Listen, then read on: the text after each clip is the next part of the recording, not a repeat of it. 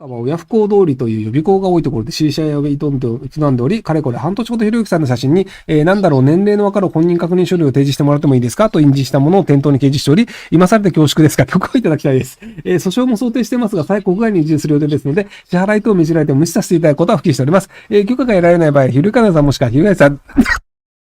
の写真に差し替えさせていただきます。別に全然許可していいんですけど、